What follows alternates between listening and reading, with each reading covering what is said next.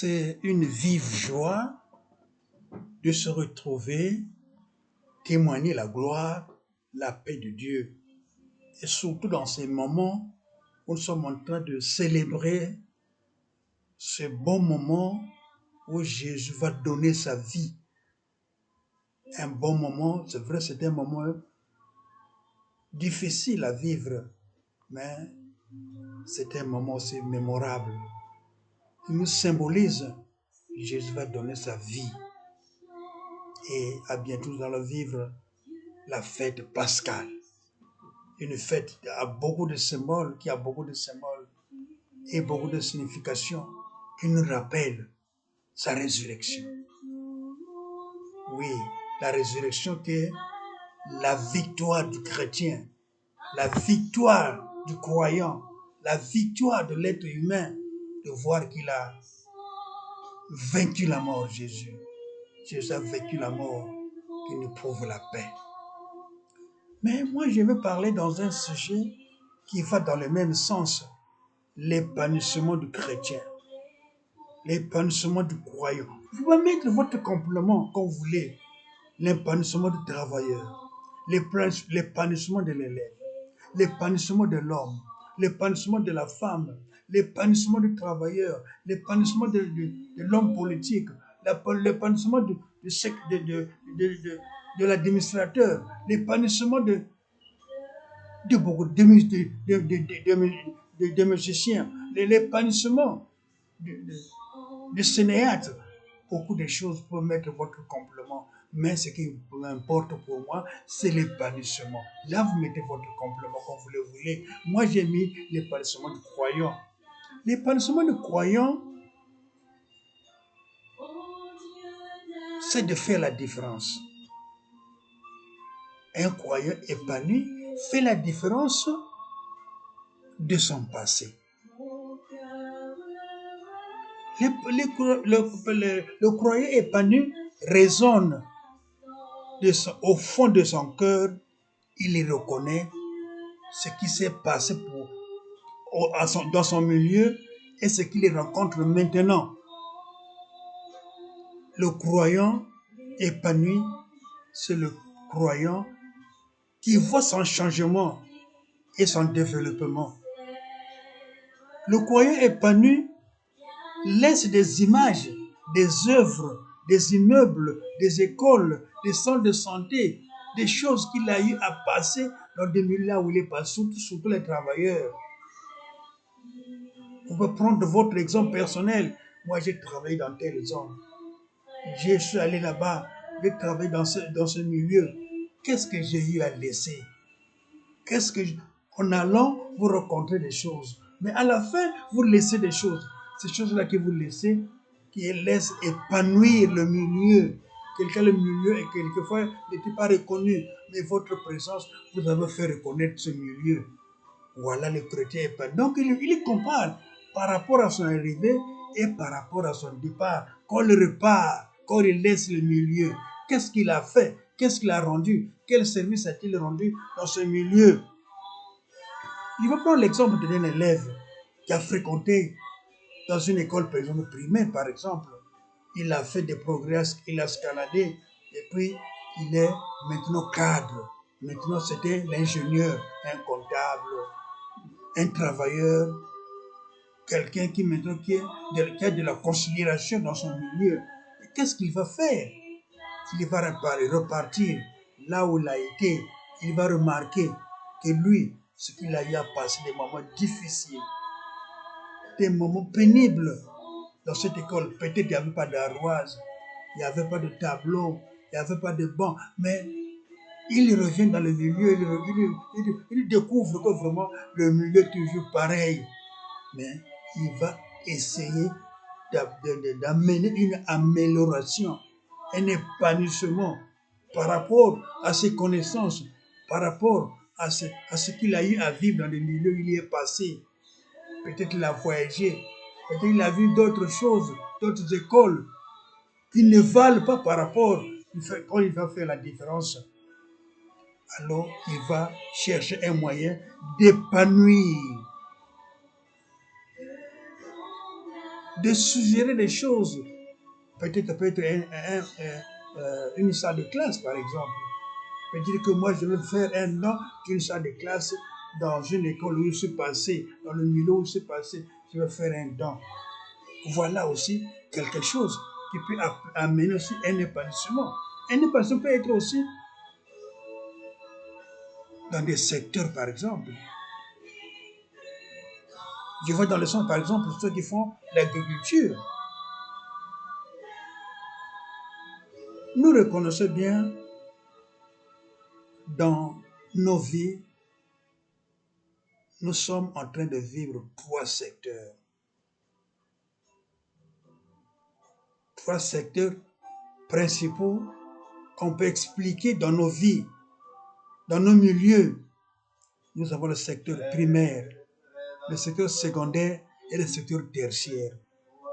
Secteur primaire, par exemple, c'est un secteur embryonnaire. Je vais prendre l'exemple de l'agriculture. Dans le milieu agricole, peut-être là où j'ai passé ma vie, le milieu agricole était artisanal. Mais si je veux amener un épanouissement dans ma zone, je peux amener ça un tracteur, je peux leur donner un don de tracteur, je peux faire quelque chose qui peut peut-être améliorer la zone, soit même tracer une route, bitumer une route, asphalter une route.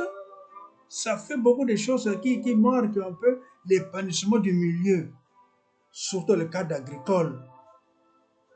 Si je suis seul, quand je veux planter par exemple les arachides, c'est pour nourrir ma famille par exemple.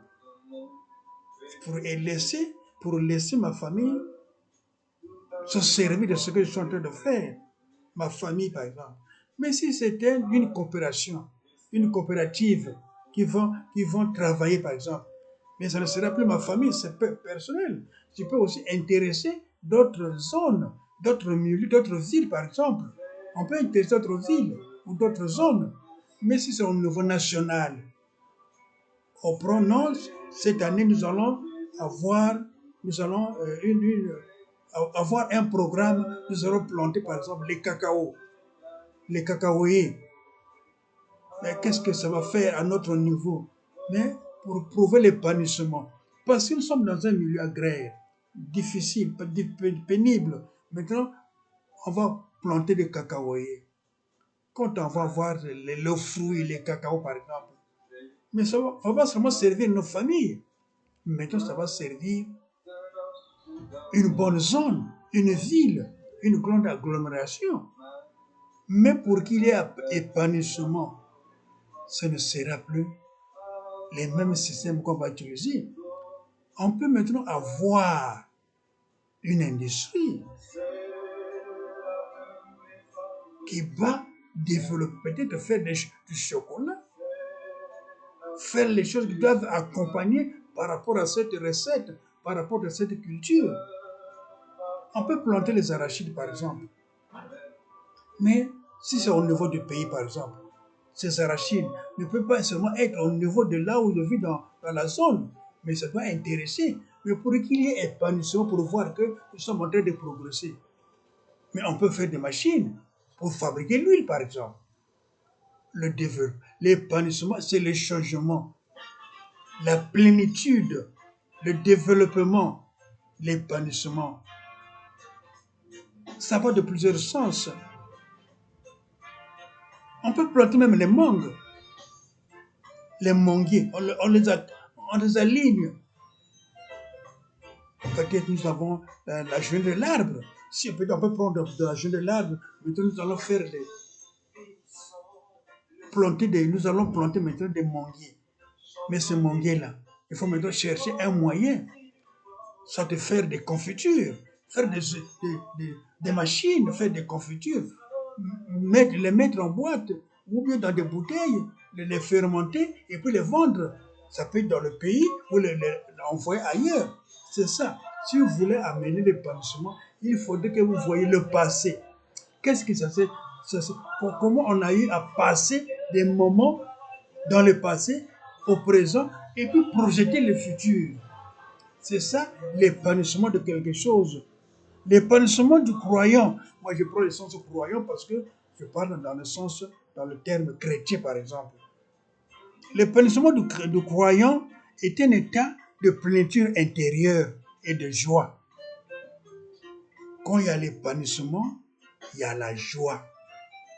Et puis, nous avons une plénitude intérieure. Vous voyez, exemple, aujourd'hui, nous sommes en train de faire des arbres fruitiers. Mais il faut que vous ayez un moyen de voir, de satisfaire, de faire voir votre progrès. Qu'est-ce que ça a amené par rapport à ce que vous êtes en train de faire.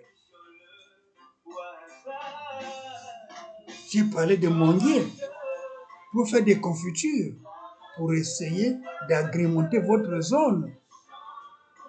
Ça peut aller dans le monde nouveau aussi continental. Pourquoi pas international, envoyer ça ailleurs pour les vendre. L'épanouissement. L'épanouissement, c'est la volonté de mieux faire par rapport au passé.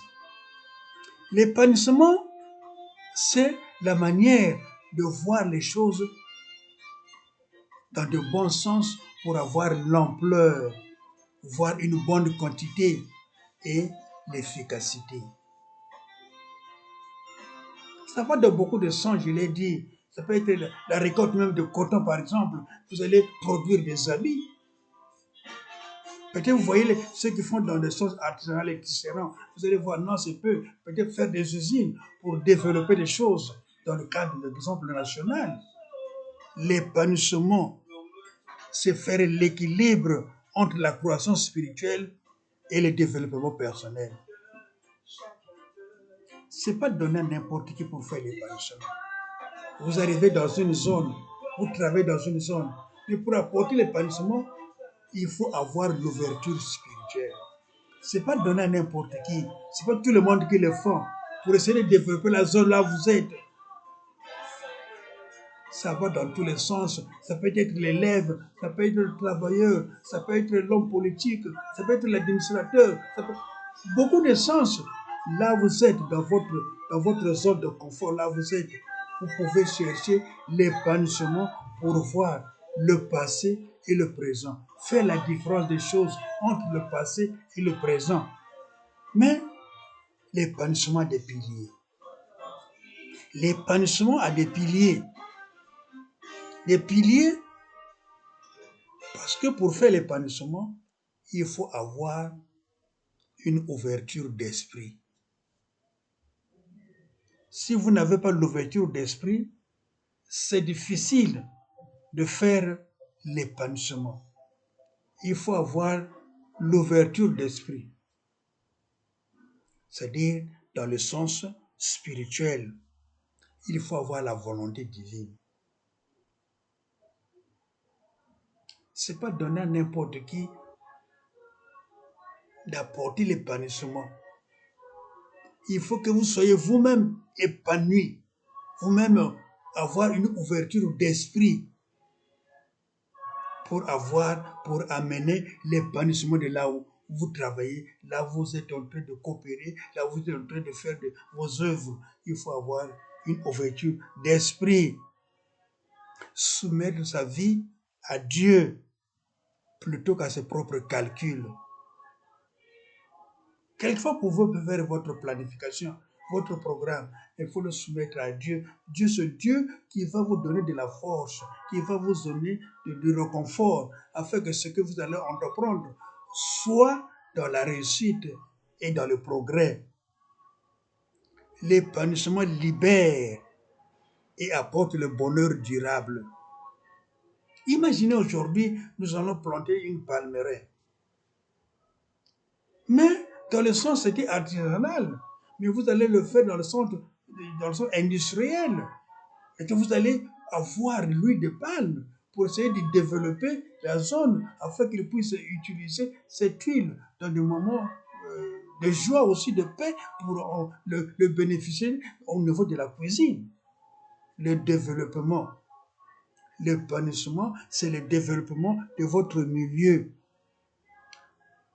Je vais essayer de lire Luc 11, 28. Luc 11, 28. Luc 11, verset 28. Qu'est-ce que Luc nous dit, Luc 11, verset 28. Heureux plutôt ceux qui écoutent la parole de Dieu et qui la gardent. Si vous n'écoutez pas la parole de Dieu, si vous n'êtes pas censé de connaître la vérité divine, c'est difficile que vous arriviez à cet épanouissement. C'est difficile que vous soyez épanoui. Parce que l'épanouissement demande une vie pieuse, une vie claire, pour voir. Vous êtes développé, vous développez votre milieu et tout le monde vous en bénéficie. On dit ceci, un bonheur durable.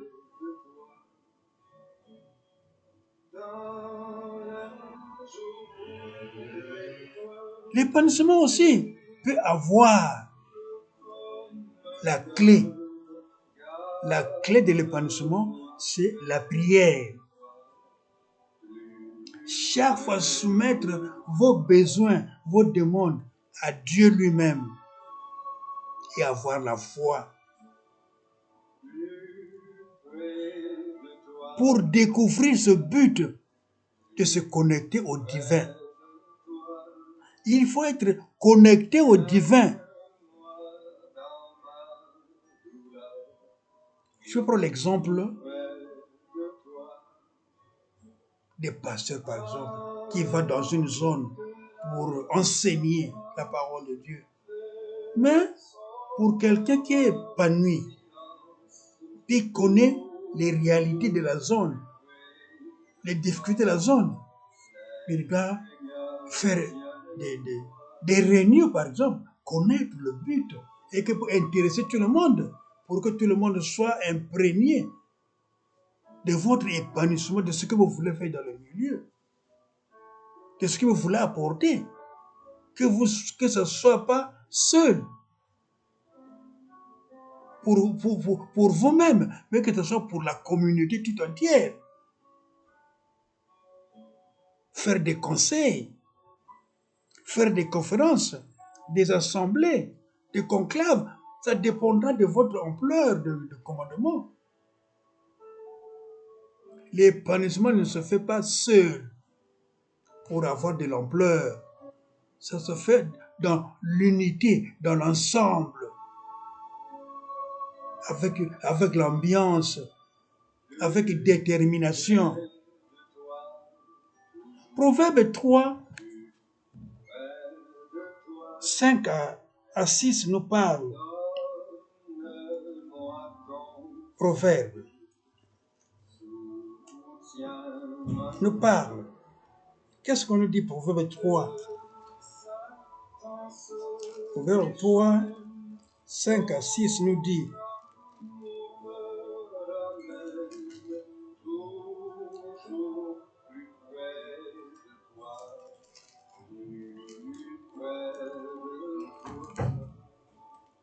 Proverbe 3, 5 à 6. Confie-toi en l'Éternel de tout ton cœur. Ne t'appuie pas sur ta sagesse. Reconnais-le dans toutes tes voies et il aplanira tes sentiers. Le 7, s'il faudrait bien entamer, ne sois pas sage à tes propres yeux, mais crains l'Éternel et détourne-toi du mal. Ne sois pas sage à tes propres yeux. Quand vous voulez épanouir la zone, ne voyez pas votre sagesse propre. Mais soyez associés, soyez ensemble avec les autres comme il est dit dans faire des conférences, faire des assemblées, faire des conseils entre vous, dans le milieu là vous êtes, intéresser le monde afin que vous pouvez faire un développement durable. L'épanouissement demande de l'amour et de la compassion. Ça dépend de l'amour et de la compassion.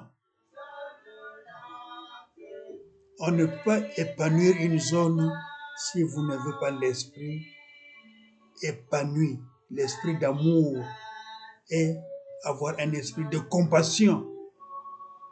Il faut compatir, connaître les difficultés de ce milieu-là où vous êtes.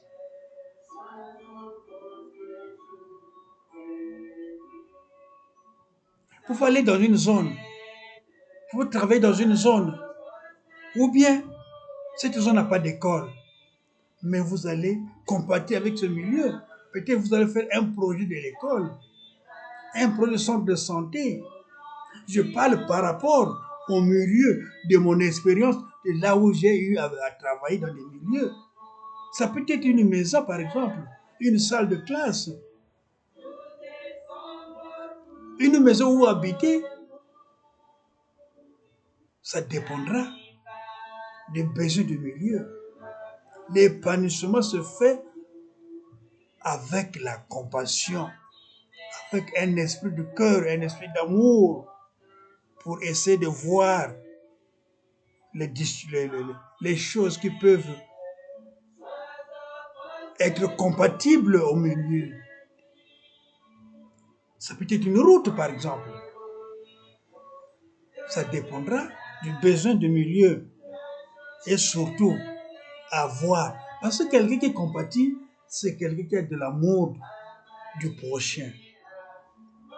Si vous voyez les difficultés de ce milieu, vous allez compatir. Je le dis dans tous les niveaux.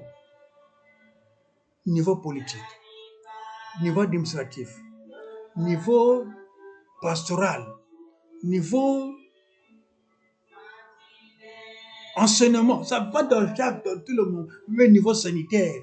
Vous êtes docteur, vous arrivez dans un milieu, vous allez voir les besoins. Vous êtes enseignant, vous allez dans un milieu, vous allez voir les besoins. Ça va dans des besoins et dans des milieux. Parce que quelqu'un qui compatit, celui qui est rempli d'amour, parce que ce sont des attributions qui viennent de Dieu et avoir l'esprit de vivre en communauté. Vivre en communauté, c'est-à-dire partager votre foi. Ça offre aussi un soutien et un sentiment d'appartenance essentiel. Partager votre foi avec les autres, c'est un soutien. Mais dans l'épanouissement aussi, nous avons des actions concrètes. Il y a des actions concrètes qui peuvent vous accompagner. Des actions concrètes par rapport à quoi? Oui, par rapport à votre renouvellement intérieur. Quand quelqu'un compatit, il renouvelle son intérieur. Il voit ce qui le touche au fond de son cœur. Il voit ce qui lui fait mal dans ce milieu. Parce que le milieu souffre. Il faut maintenant compatir avec ce milieu. Transformer ses pensées. Peut-être ça a été dans des idées, dans des calculs. Maintenant, il faut maintenant les transformer dans la pratique, faire la pratique et adopter une attitude supérieure, même faire face à un changement. Si le milieu n'avait pas d'école, si vous construisez une école, le milieu change. Si le milieu n'avait pas de centre de santé, il mettait les centres de santé, ce milieu change. Ceux qui étaient dans le besoin vont maintenant profiter de votre expérience. vont profiter de votre bienfait, votre façon de bien faire les choses. Vous allez pratiquer cela et ça fera de la joie. Et puis, on est épanoui quand on fait le service. L'épanouissement demande à chacun d'appliquer ses talents. Parce que quand vous arrivez dans le milieu, la personne, il y a de ceux qui ont besoin de faire valoir leurs talents. Dans chaque coin, dans chaque milieu, chacun de nous a son talent. Mais il faut faire travailler ses talents.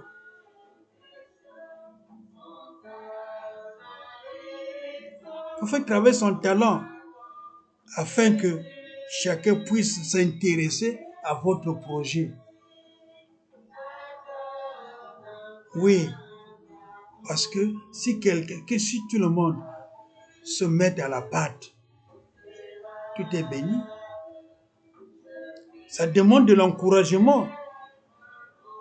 Et vous allez sentir que ce que vous faites vous amène la joie et l'ambiance dans le milieu. Je le parle, je le dis que ça va à tout le monde, à tous les niveaux. Ça peut être au niveau national. Vous dirigez une organisation, vous dirigez un groupe, vous dirigez un milieu, vous dirigez un peuple, vous dirigez une administration. Tout cela, ça va dans le cadre d'épanouissement. Il faudrait que vous apportez l'épanouissement pour que là où vous êtes, les gens puissent comprendre votre vouloir, votre vision. On peut parler de la vision, mais s'il n'y a pas d'épanouissement dans la vision, tout est vain, il n'y a rien. Il n'y a rien. Il faudrait pratiquer cette vision dans la symbiose, dans l'unité, ensemble avec tout le monde. L'épanouissement demande la gratitude et l'humilité. Quelquefois, vous allez voir dans le milieu où vous êtes, il y a un sacrifice. On a vécu ces choses. Quelquefois, on construit une maison. C'est vous-même qui partez même prendre l'eau ailleurs. Comme il n'y a pas de pompe. Vous partez prendre l'eau. Partez puiser l'eau pour essayer d'aider le maçon. Donc, ça demande de la gratitude et de l'humilité. On peut le lire dans Galates 5, 22. Galates 5, 22. Qu'est-ce que demande la gratitude? Qu'est-ce que demande d'abord l'épanouissement? Galates 5, 22 nous dit: le fruit de l'esprit, c'est l'amour, la joie, la paix, la patience, la bonté, la bénignité, la fidélité, la douceur, la tempérance. Donc, vous êtes rempli de ces problèmes, de ces dons-là, qui va vous donner à mieux faire. Tout le monde ne sont pas pour l'épanouissement. Mais ceux qui vont accepter autour de toi, autour de vous, c'est avec ces talents que vous allez profiter à travailler, à coopérer ensemble pour rester unis et aussi les remercier dans chaque travail, et rester ouvert dans chaque personne, à chaque personne, rester ouvert, le comprendre et surtout aussi avoir l'équilibre. Éviter l'égoïsme,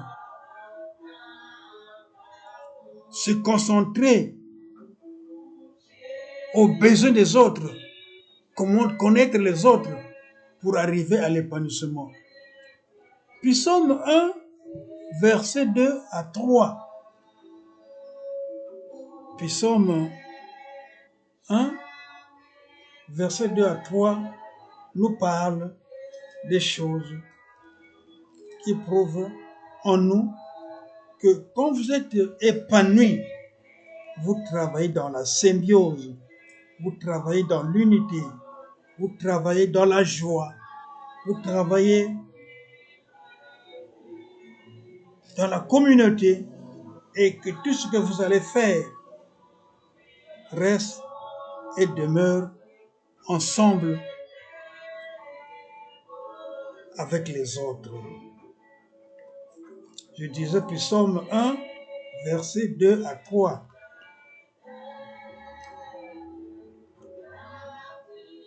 Mais qui trouve son plaisir dans la loi de l'Éternel et qui la médite jour et nuit, il est comme un arbre planté près d'un courant d'eau qui donne son fruit à sa saison et dans le feuillage ne flétrit point. Tout ce qu'il fait lui réussit.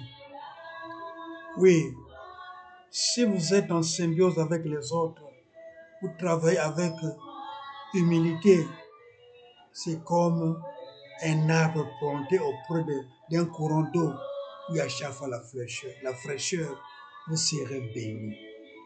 Vous serez bénis.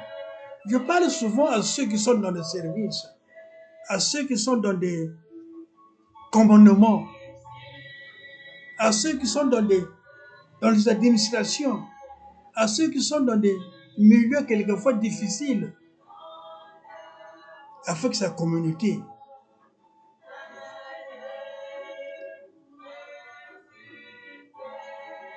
L'épanouissement, j'ai parlé dans beaucoup de sens. J'ai parlé dans le sens politique. Le politique a besoin de l'épanouissement. L'administrateur a besoin de l'épanouissement. Le pasteur a besoin de l'épanouissement. Tout le monde a besoin de l'épanouissement. Peut-être là où vous êtes, ce que vous allez faire, il faudrait réussir. Quelquefois, dans l'épanouissement, les gens sont accros à leur propre connaissance.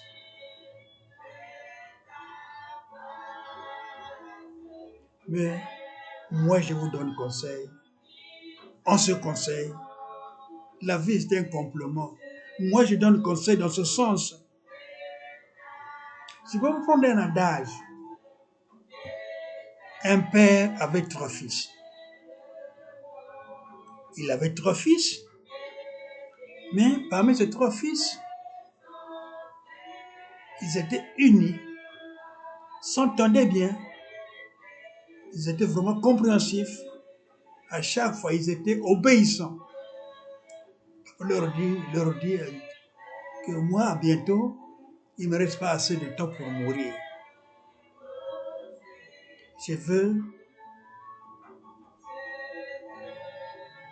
Je serai promis à la gloire. Je vais vous laisser. Mais quand je vais vous laisser, je vous laisse un seul conseil.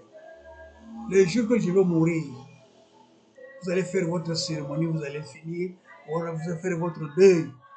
Mais n'abandonnez pas mes conseils. Je vous laisse un grand conseil. Et ce que je vais vous demander à faire, soyez patient de les réaliser avec beaucoup de stratèges, d'être concis à mes conseils. Il leur partage des valises. L'autre prend la valise verte, la valise jaune, la valise rouge. Donc 3 couleurs, vert, jaune, rouge. Il leur partage des valises. Et puis il leur dit, quand je vais mourir, quand vous allez tous finir à faire des cérémonies, prenez un jour, vous amenez. Vous savez, moi je partais prier sur cette montagne où j'avais mis la croix. Il y avait aussi une montagne il y avait une montagne près de leur village. Il avait mis la croix, c'est là où il partait prier. Quand je vais mourir, là où je vais prier, je vous ai donné 3 valises. L'un a une valise verte, l'autre une valise jaune, le dernier a une valise rouge. Vous prenez ces valises, allez-y là-bas, priez là-bas et laissez ces valises-là ouvertes devant la croix là-bas. Laissez vos valises là-bas ouvertes et revenez dans vos maisons. Venez dormir chez vous. Le lendemain, vous allez repartir pour prendre ces valises. Mais, je vous dis, quand vous allez arriver, ces valises seront fermées. N'ouvrez pas ces valises. Vous les ouvrirez quand vous allez repartir chez vous. Vous allez chez vous, chacun dans sa chambre va fermer toute sa chambre, va fermer les portes, les fenêtres, et puis va ouvrir sa valise. N'ouvrez pas vos valises en chemin. Il faut les garder fermées jusqu'à vos chambres. Le jour où papa meurt, ils sont restés seuls, tout tristes. Et le dernier se rappelle, papa nous avait dit ceci, les valises. Ah oui, nos valises. Ils ont fixé un jour, ils sont allés laisser les valises à la montagne, près de la croix. Ils ont prié, ils sont revenus chez eux. Le lendemain, ils sont repartis, prendre ces valises. Ils ont retrouvé ces valises fermées. Ça leur a surpris. Mais comme papa avait dit que personne ne doit ouvrir, chacun doit ouvrir ses valises dans sa chambre. Il met chacun sa valisette, bien sûr. La valise c'est tout grand, mais sa valisette. Chacun sa valisette, il repart. Mais en chemin, celui le plus grand dit, mais papa est bizarre. Depuis ce temps, il ne donne pas l'argent, mais il donne des valises vides. Mais qu'est-ce qu'on va faire avec ces valises?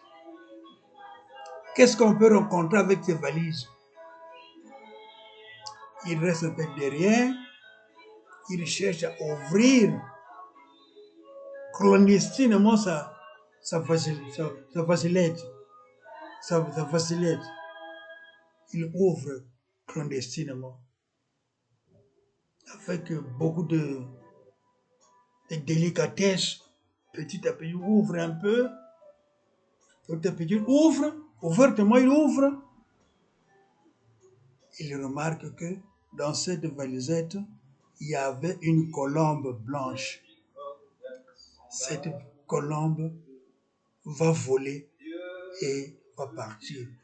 Ah, il a mis les mains sur la tête, il a regretté. Oh, vraiment, j'ai mal fait. Oh, que serait cette colombe devant moi? Qu'est-ce que ça devrait devenir? Maintenant, les deux premiers sont devant. Il va courir pour les joindre. Il va dire à l'autre, mais papa, vraiment, papa n'est pas bien. Depuis ce temps, il ne donne pas l'argent, il ne partage pas l'argent. Il donne ce travail d'aller prendre les valisettes sur la montagne. Mais qu'est-ce qu'il y a, papa? Comme moi, je secoue cela, il n'y a rien à l'intérieur. L'autre qui dit, ah, c'est vrai. Ah, c'est vrai, vraiment. Hein? Papa, vraiment, n'était pas bien, n'était pas gentil. Et le plus gros qui demande au second de dire que, ouvre, qu'est-ce qu'on va voir? Moi, j'ai ouvert, il n'y a rien. Ah bon? Lui aussi, il ouvre. Il voit la colombe qui sort et qui s'envole.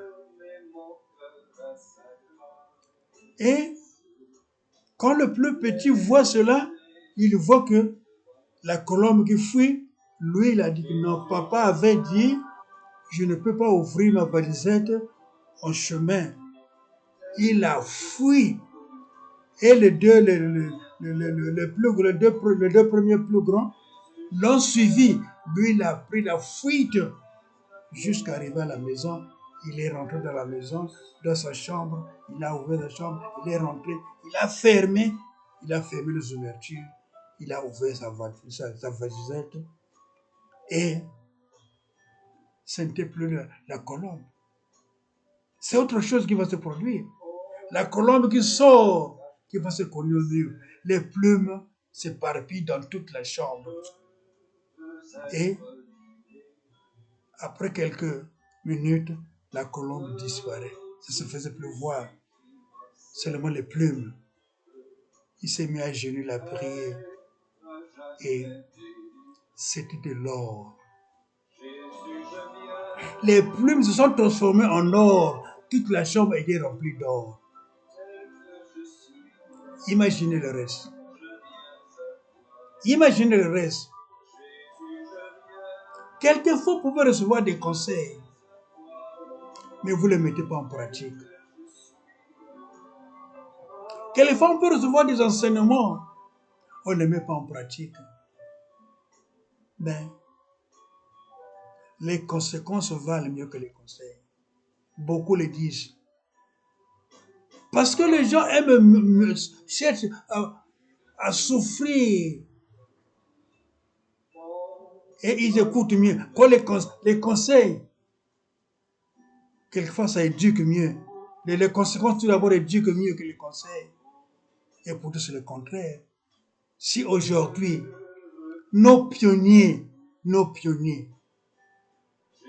qui nous ont laissé des choses, qui ont laissé des souvenirs dans la vie, ils pensaient à beaucoup de choses. Oui, ils pensaient à beaucoup de choses, nos premiers parents, nos pionniers, nos premiers révolutionnaires, nos premiers politiciens, nos premiers pasteurs, nos premiers administrateurs, nos premiers travailleurs. Mais il y a des choses qu'ils ont laissées autour de nous, que nous pouvons utiliser dans de bons sens, à bon escient, pour l'épanouissement. Je disais l'épanouissement, c'est de comparer le passé et le présent pour projeter l'avenir. Voir le passé et le présent pour projeter l'avenir. L'épanouissement, c'est voir le passé par rapport au présent et projeter l'avenir. Je vous ai donné l'exemple de ces trois fils que leur père leur partage des valisettes. C'est un exemple particulier. Oui, les gens peuvent le prendre sous forme peut-être d'ignorer, que c'est à ignorer, mais la bouche du vieux est puante, ça pue par rapport à ces collats qu'il prend, mais ses paroles apportent la joie. Ces paroles, c'est une bénédiction. La parole, la bouche de vieux pue, elle est puante, la bouche de vieux, mais ses paroles bénissent. Ces paroles bénissent, ça apporte la paix et la bénédiction. Je voulais parler d'un exemple, par exemple, des grottes de Zimbabwe, par exemple. Mais dans les grottes de Zimbabwe, ça fait 100 ans, 100 000 ans actuellement. 100 000 ans.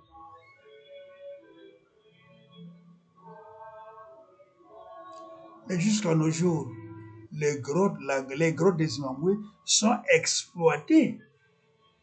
Les gens, ça fait rentrer l'argent dans le pays. Ça apporte un épanouissement. Mais il garde beaucoup de choses. C'est une grande richesse. Ça est là. Ça garde beaucoup de choses.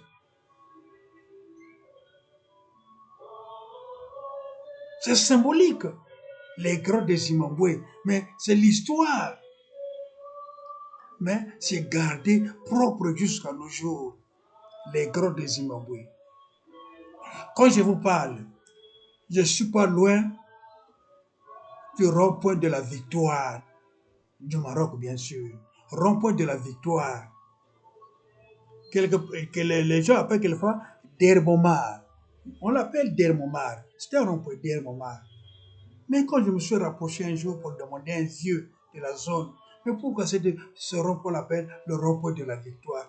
Ah, papa, c'est très symbolique ici, je vois. Beaucoup de gens ont perdu leur vie dans ce rond-point. C'est quand on était en train de se battre avec le colon. Beaucoup de gens ont laissé la vie ici dans ce rond-point, mais ce rond-point est gardé propre. Ça devient un rond-point où beaucoup de choses y passent. Ça devient très commercial. Un rond-point qui remplit beaucoup d'images, beaucoup de faits. C'est gardé propre. Oui, Mais il y a de ceux, quelquefois, dans certaines zones, dans certains pays, des choses laissées ne sont même pas exploitées. Il n'y a pas d'épanouissement. Je dis l'épanouissement, c'est de comparer le passé, le présent et projeter le futur. J'ai dit, pour être épanoui, c'est quelqu'un qui a l'esprit ouvert. L'esprit ouvert. Je vais vous faire voir quelque chose que j'ai avec moi. Vous voyez, ça c'est mon passeport. Moi, je suis congolais. Voilà, voici mon passeport. Ça c'est mon ancien passeport. Mais qu'est-ce qui est sur mon passeport? D'abord, j'ai tourné cela. Qu'est-ce qui est sur mon passeport? Vous remarquez, il y a une femme qui porte la loi. La loi de Moïse. C'est le tableau de la loi. Elle est assise et elle est là. On a écrit unité, travail, progrès. Ce sont les armoiries. Mais pourquoi les pionniers ont mis ce tableau? Pourquoi on a mis ce tableau? C'est symbolique. Si on voit les jours de notre indépendance, mais c'était la période de la fête Marianne. Bien sûr, les pionniers, souvent, la majorité étaient des chrétiens catholiques. Mais ils ont fait ça parce que c'est un symbole. Ils mettent cela pour faire voir quoi? C'est pour laisser le pays dans les mains de Dieu. La loi, les 10 commandements de Dieu. Exode 20, 3 à 17. Ça serait mieux qu'on lise cela aussi. C'est mieux qu'on lise Exode 20. C'est mieux qu'on lise ça. Exode. Exode 20. Exode 20. 3 à 17. Exode 20. Nous allons lire. C'est mieux de commencer par le 2 pour mieux expliquer les choses. Je suis l'Éternel ton Dieu qui t'ai fait sortir du pays d'Égypte, de la maison de la servitude. Tu n'auras pas d'autre Dieu devant ma face. Tu ne te feras point d'image taillée, ni de représentation quelconque, des choses qui sont en haut dans les cieux, qui sont en bas sur la terre, et qui sont dans les cieux plus bas que la terre.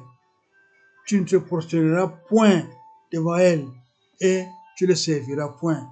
Car moi, l'Éternel, ton Dieu, je suis un Dieu jaloux, qui punit l'iniquité des pères sur les enfants jusqu'à la 3e génération et la 4e génération.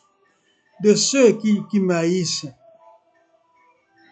et qui fait miséricorde jusqu'aux 1000 générations, à ceux qui n'aiment et qui gardent le commandement.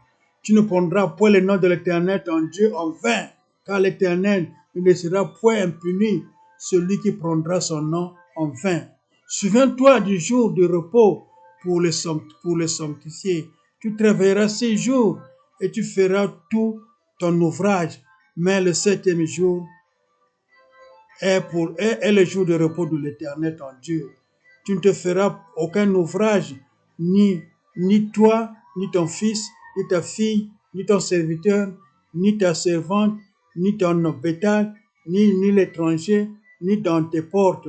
Car en 6 jours, l'Éternel a fait les cieux, la terre et la mer, et tout ce qui est contenu. Et il s'est reposé le 7e jour. C'est pourquoi l'Éternel a béni le jour du repos et l'a sanctifié. honore ton père et ta mère, afin que les jours se prolongent dans le pays que l'Éternel Dieu te donne. Tu ne tueras point, tu ne commettras point d'adultère, tu ne déroberas point, tu ne porteras point de faux témoignages contre ton prochain, tu ne convoiteras point la maison de ton prochain, tu ne convoiteras point la femme de ton prochain, ni son serviteur, ni sa servante, ni son bœuf, ni son âne, ni aucune chose qui appartient à ton prochain. Mais c'est ça. Mais c'est la loi qui est là. C'est le tableau de Moïse. Ce qu'il avait reçu auprès de Dieu. Mais on a mis ça dans nos passeports. Et ça me rappelle très bien, quand je partais au tribunal, c'était marqué en haut là-bas. On avait écrit, je ne sais pas si ça existe encore, je ne sais pas, mais j'ai vu ça. Ce sont des armoiries de la République. Mais on les change. On les change. Oui. On les change. Mais malgré tout, on garde les mêmes travail, unité, travail, progrès, on les garde toujours. Mais les armoiries changent. C'est pour dire ce que le vieux nous laisse. Ça fait mal quelquefois en tant que pasteur, quelquefois de parler aux politiciens. Parce que les politiciens ont leur façon de gérer les choses. Moi, je suis à la politique, mais chacun sa place.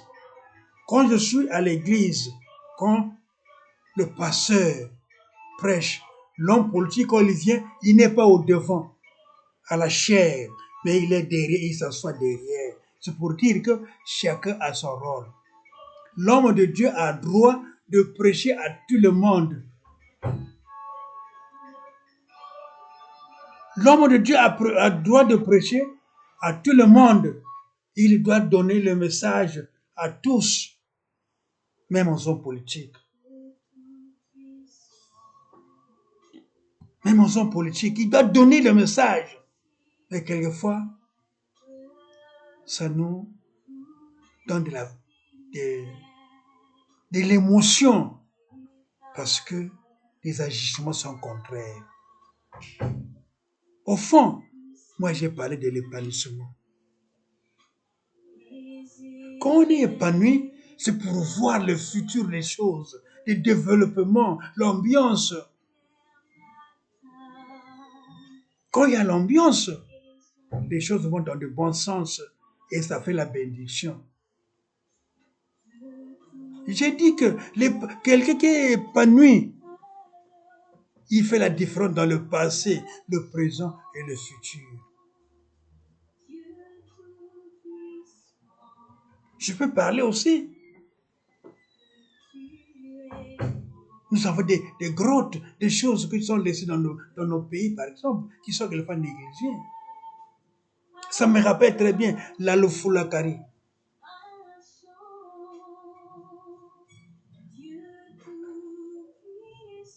La Lofulakari, où les gens y partaient pour s'imprégner. Pourquoi la Lofulakari?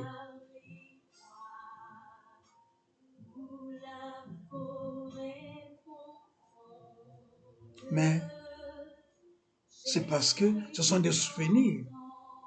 On avait coupé la tête de Bouetambongo, on l'a jeté là-bas à la Lofulakari. Et il y a des rapides, là où les gens partaient se reposer, on l'avait dit, vers Kiteki, on l'avait parlé au nom de la Lofulakari. C'est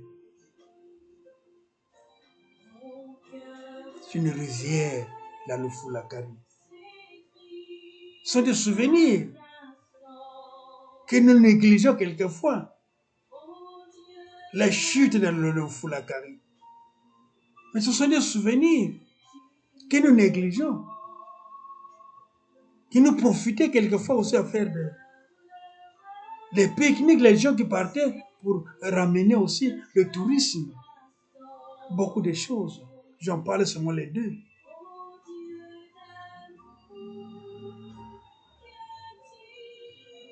L'épanouissement. Quelquefois, nous perdons beaucoup de choses dans ce cadre, dans le cadre de l'épanouissement. On ne compare pas le passé, le présent et qu'est-ce qu'on doit produire dans le futur.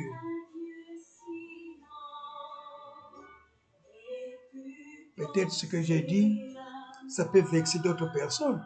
Mais moi, je suis pasteur, je ne suis pas politique, je suis apolitique.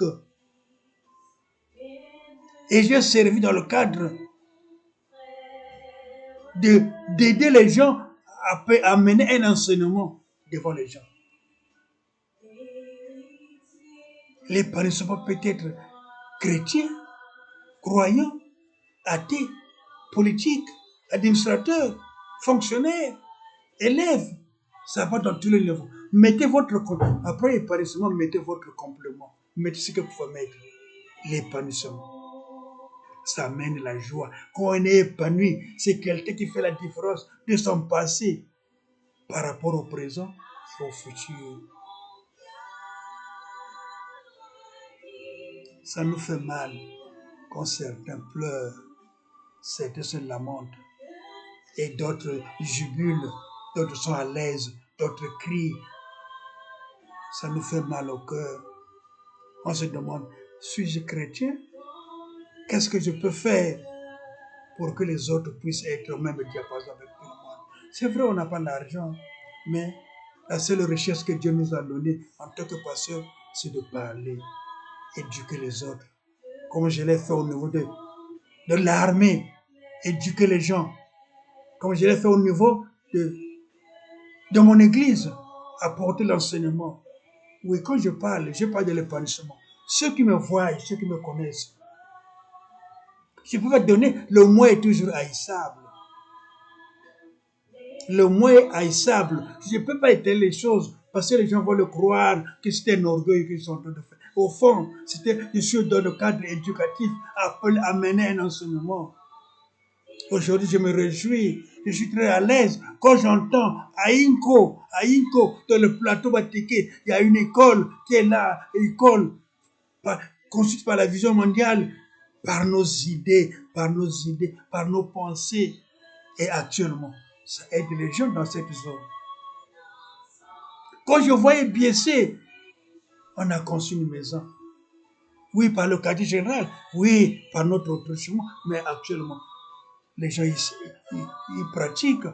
Je ne peux pas étaler trop de choses. La division. Je ne peux pas étaler trop de choses. Pourquoi? Beaucoup de choses. Mais, c'est pour dire, je suis dans le cadre éducatif.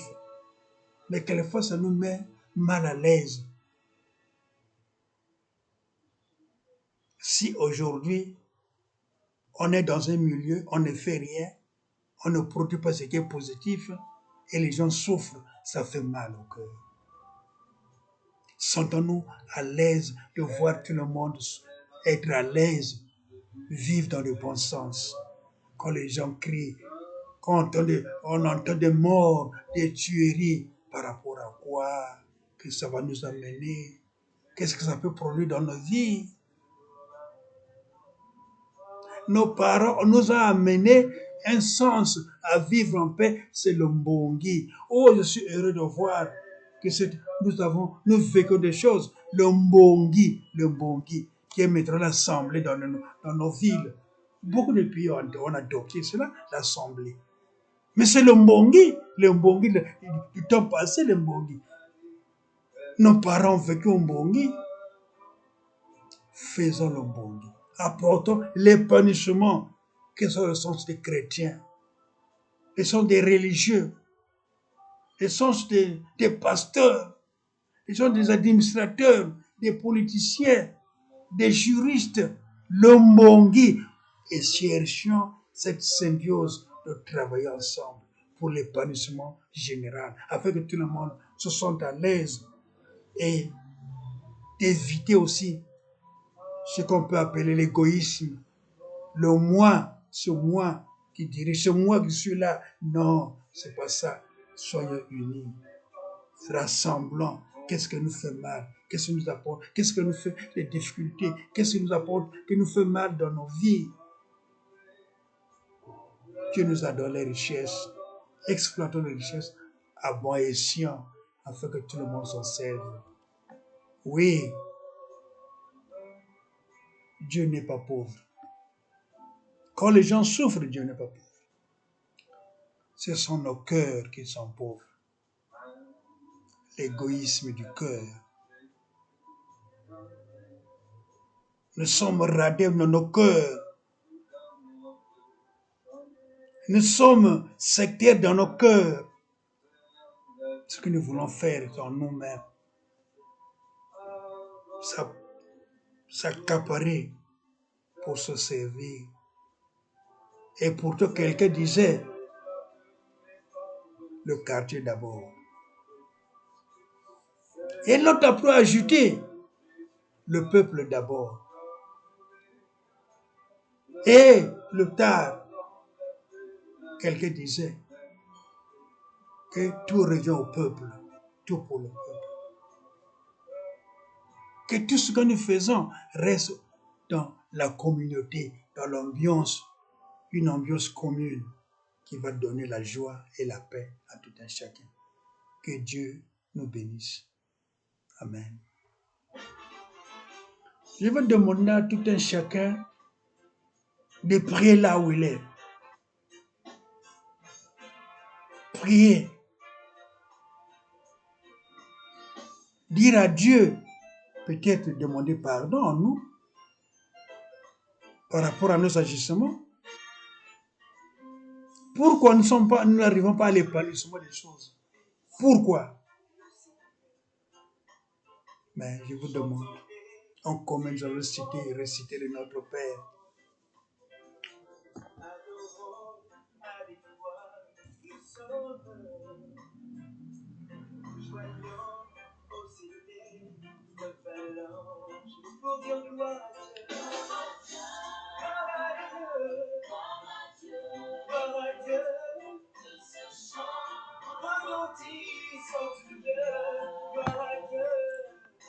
Notre Père qui es aux cieux, que ton nom soit sanctifié, que ton règne vienne, que ta volonté soit faite sur la terre comme au ciel. Donne-nous aujourd'hui notre pain de ce jour. Pardonne nos offenses, comme nous pardonnons aussi à ceux qui nous ont offensés. Et ne sois pas la tentation, mais délivre-nous du mal.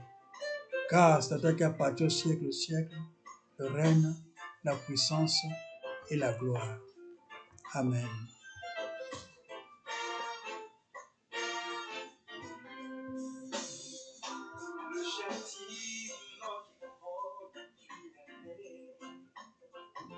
Jésus-Christ l'a subi pour mon âme.